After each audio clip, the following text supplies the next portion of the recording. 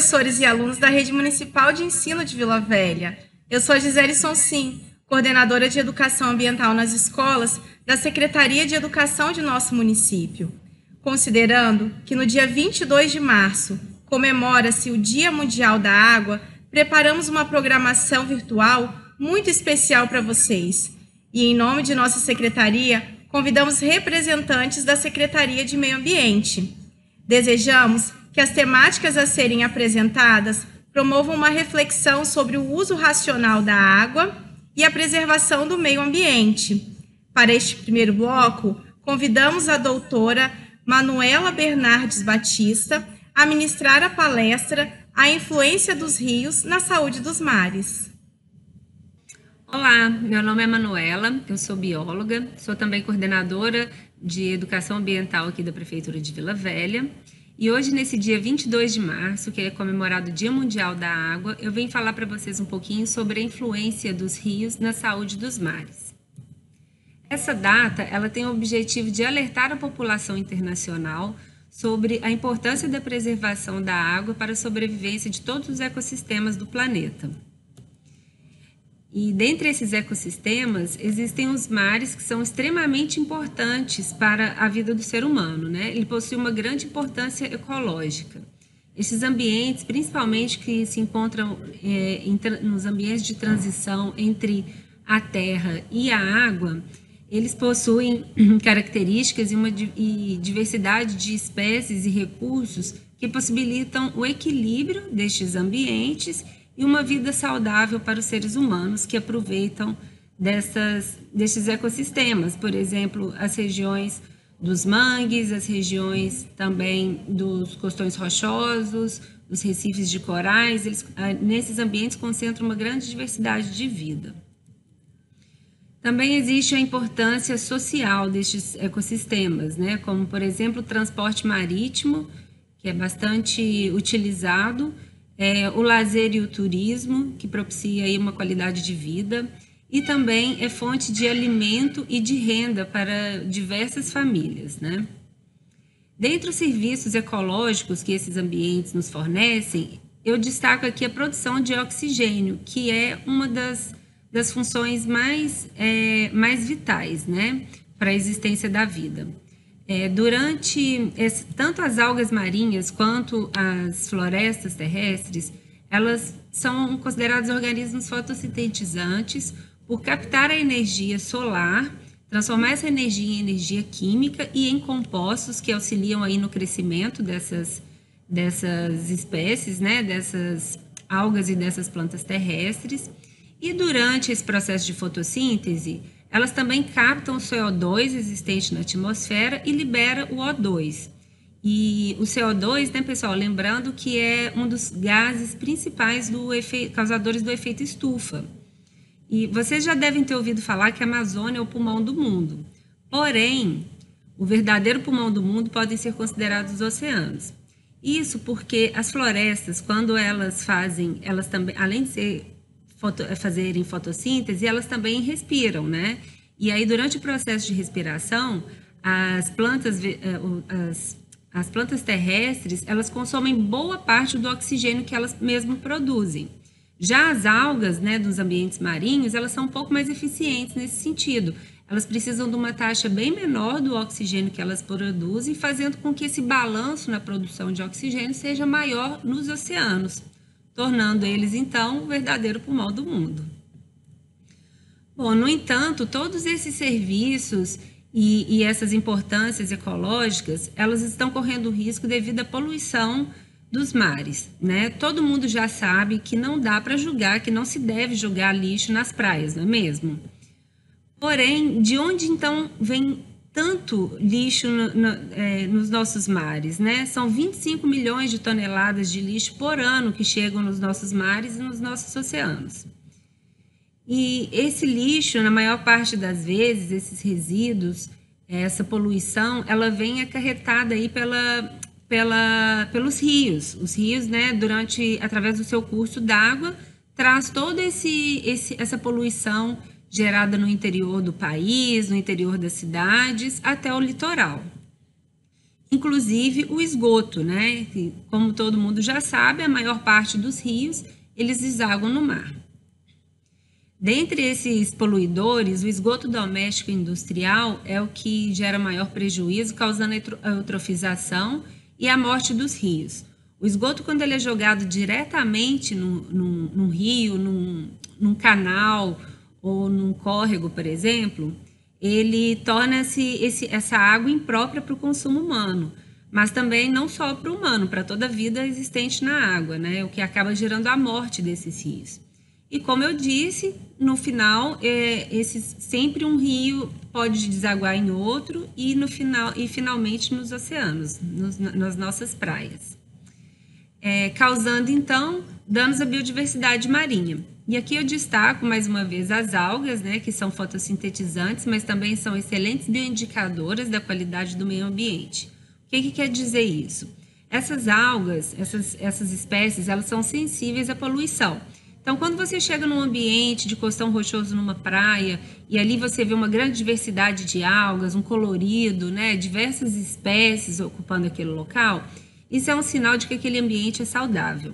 Se você for em algum local e esse ambiente tiver apenas uma mesma cor, a mesma espécie dominando aquele ambiente, isso é sinal de que talvez aquela espécie seja uma espécie oportunista e aquele ambiente talvez esteja poluído, né? Porque as algas geralmente elas são sensíveis à poluição. Então, somente algumas espécies consideradas oportunistas é que vão crescer devido à quantidade de nutriente que existe ali naquele ambiente, e aí elas vão crescer exageradamente, causando ainda mais danos àquele local. Bom, e existe um outro grande poluidor que são os resíduos sólidos, né, pessoal? O lixo. Então, esses resíduos, quando descartados de forma incorreta nas ruas da nossa cidade, eles podem ser levados pelas águas da chuva até um rio ou um canal pluvial, como eu já comentei, que poderá então desaguar nos mares, poluindo o ambiente. Como a gente vê nessa foto aqui, as nossas cidades elas são bastante impermeáveis, isso porque elas são cobertas por asfalto e por concretos, né? Então, quando cai uma forte chuva, a terra não absorve essa água e essa água então passa levando todo o resíduo que ela encontra pela frente, né? E também ocorre uma outra questão durante os períodos de forte chuva, que é em relação à balneabilidade das nossas praias. Isso quer dizer que quando chuvas fortes caem e aí também traz bastante quantidade de esgoto pelos rios, os locais mais próximos, as praias mais próximas das desembocaduras dos rios, acabam se tornando impróprias para banho. Bom, após uma chuva, mais de 37 toneladas de lixo são recolhidos nos valões de Vila Velha. Esse é um grande problema, né, da nossa região, principalmente em relação ao descarte de entulhos de construções, de móveis e de restos de podas, que geralmente são colocados próximos aos canais, e durante os períodos de chuva, esses entulhos eles acabam impossibilitando que a água escorra, causando então os alagamentos e as inundações. E mesmo que a cidade, os serviços públicos, né, eles façam o seu trabalho de recolhimento, de limpeza desses canais, a quantidade de lixo ela é tão grande, ela é tão absurda, que fica inviável esse trabalho, né? E boa parte desse material, boa parte desse resíduo, desse lixo, ele vai parar nos oceanos, então causando os danos à vida e à saúde, à vida marinha e à saúde do oceano como um todo, né? Muitas espécies de aves marinhas, de tartarugas, de peixes, enfim, todas as espécies que ocupam esses ambientes, eles acabam sendo prejudicados de alguma forma. Alguns eles confundem realmente o resíduo, o lixo, com um alimento, e outros acabam se acidentando, como por exemplo, né, nas redes de pesca, quando elas não são recolhidas de forma correta. Uma curiosidade sobre o plástico nos mares, vou fazer uma curiosidade aqui com vocês. Tente cheirar um pedaço de plástico que você encontrar na água da próxima vez que estiver na praia. Vocês vão perceber que esse plástico ele tem cheiro de peixe. Isso acontece porque todo o plástico no oceano ele é rapidamente colonizado por uma fina camada de micróbios. Essa camada de vida, ela libera substâncias que fazem com que o plástico tenha um cheiro de alimento para os animais marinhos. Além disso, pessoal, como vocês podem ver nessas imagens, algumas tartarugas, como as espécies que ocorrem aqui na costa do estado do Espírito Santo, elas se alimentam de águas vivas. Se você perceber, para bem, uma simples sacolinha boiando na coluna d'água, ela tem o mesmo aspecto de uma água viva. Então, além dela ter o cheiro de um alimento para essas tartarugas, ela também se parece com o alimento delas, né? Então, geralmente, elas acabam se alimentando de plástico, gerando aí a desnutrição dessas espécies, podendo levar, inclusive, à morte e, com o tempo, até a extinção da própria espécie, né? Bom, mas agora, acreditando que vocês já estão aí sensibilizados em relação a todo o problema da poluição nos nossos rios e nos nossos mares, vamos saber, então, como nós podemos contribuir, né, para melhorar essa situação. Você já se perguntou se a sua casa ou a residência onde você mora, ela está conectada à rede de esgoto? Porque o ideal é que todas as residências, todo o nosso esgoto doméstico esteja conectado à rede de esgoto, porque a rede de esgoto vai levar todo o nosso esgoto, o esgoto da nossa casa, para uma estação de tratamento. E aí, só depois de tratado, é que essa água retorna para o ambiente. Já quando a nossa residência está conectada na rede pluvial, né, nas nossas redes de drenagem, o esgoto ele não passa por tratamento, ou seja, ele vai para onde? Nos nossos canais, nos nossos córregos, dentro das nossas cidades, gerando um mau cheiro, né, e gerando, inclusive, contaminações e problemas de saúde. Então, é muito importante certificar de que as nossas residências estão corretamente ligadas às redes de esgoto e de tratamento, tá bom? Outro fator importante também é verificar os serviços de limpeza oferecidos pelo município. Saber exatamente quais são os dias e o horário que o caminhão de coleta passa, por exemplo, né? Não colocar o lixo fora do dia e do horário correto. Verificar também se existe o serviço de coleta seletiva, né? Também verificar se existem pontos de coleta seletivas próximos de sua casa. Observar, né, pessoal, os contentores, quais as indicações desses contentores, para que tipo de material eles são reservados. E, claro, separar sempre o lixo, praticar a coleta seletiva, né? Utilizar o lixo orgânico, o lixo úmido na lixeira orgânica e o lixo seco, né, na lixeira destinada à à reciclagem, né? E, por fim, jamais, em hipótese alguma, descartar qualquer tipo de resíduo nos nossos ambientes naturais, tá bom? Então, acredito que se todos nós fizermos a nossa parte, nós teremos aí uma cidade cada vez mais bonita, cada vez mais saudável e preservando ainda o que temos de mais bonito no nosso meio ambiente. Agradeço muito a atenção de vocês, também gostaria de agradecer a Coordenação de Educação Ambiental da Secretaria de Educação, a Prefeitura de Vila Velha pela oportunidade e até uma próxima oportunidade. Tchau, tchau. Olá, professores e estudantes. Sou Tainá Guimarães, assessora técnica e pedagógica de Educação Ambiental da Secretaria de Educação de Vila Velha.